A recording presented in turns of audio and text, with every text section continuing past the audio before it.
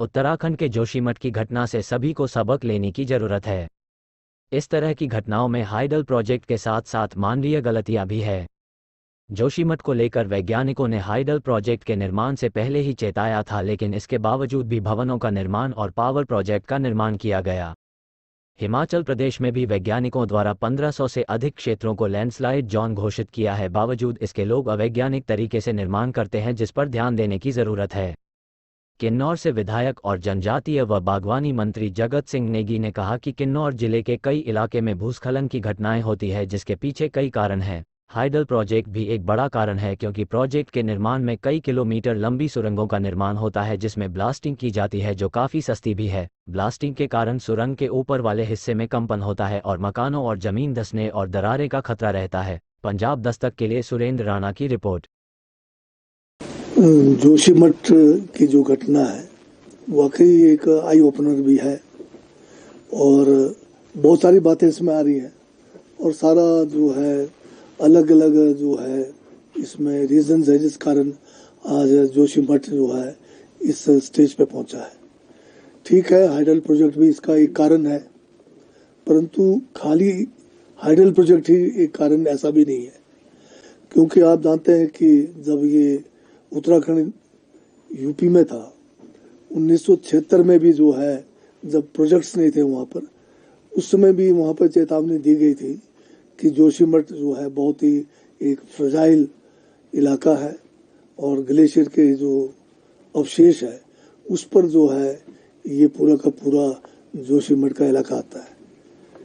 उसके बावजूद जो है वहाँ पर प्रोजेक्ट बने और आप जानते हैं कि प्रोजेक्टों में ज़्यादातर हिमाचल प्रदेश में भी हो चाहे उत्तराखंड में भी हो, जो प्रोजेक्टों को जो टनलिंग का काम है वो जो है हम सस्ते के चक्कर में गए हैं।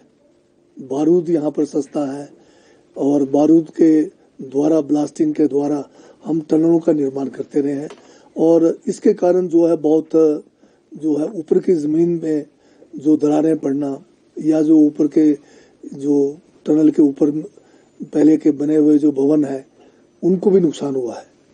और जब मैं पहली बार एमएलए बना था 1995 में, तो हमारा नतपा जाखड़ी प्रोजेक्ट जो है ये आखिरी स्टेज पर था।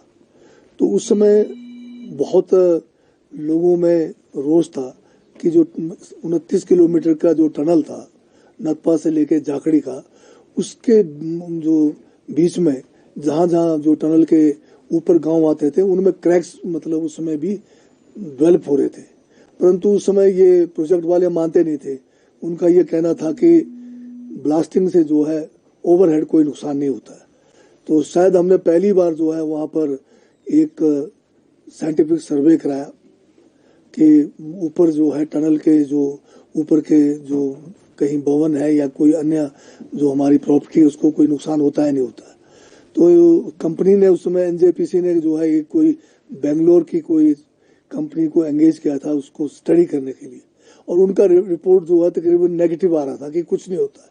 हम उस समय इस बात को हमने नहीं माना, हमने दोबारा से वही कंपनी जो इसका रिपोर्ट दे रही थी उनको बुलाया और टनल के नीचे जो है अंदर जितना बारूद डालते थे एक एक होल में ब्लास्टिंग के लिए पूरा डालने भेजा, अपने लोग भी रखे और ऊपर जो सिस्मोग्राफ लगाए थे वहाँ भी अपने लोग रखे।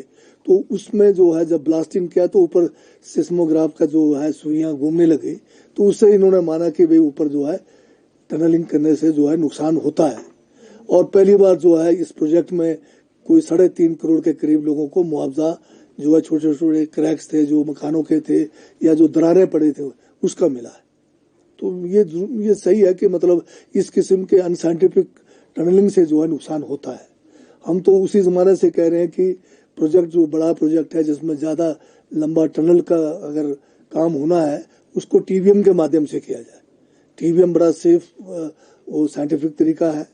आज हमारे जितने भी मेट्रो में रेलवे का काम हो रहा है, मेट्रो रेल्स बन रहे हैं, ऊपर जो है आपके बहुत जो है मल्टी स्टोरी बिल्डिंग्स है, स्काईस्क्रेपर्स है, उसके नीचे से भी सुगमता से जो है टनल बन रहा है और कोई नुकसान नहीं हो रहा है। तो अगर हमने पर्यावरण को बचाना है तो हमें जो है मॉडर्न तौर तरीके अपनाने पड़ेंगे, साइंटिफिक तरीके पे जाना पड़ेगा। ये मैं जो है कहना चाहता हूँ इस बारे में।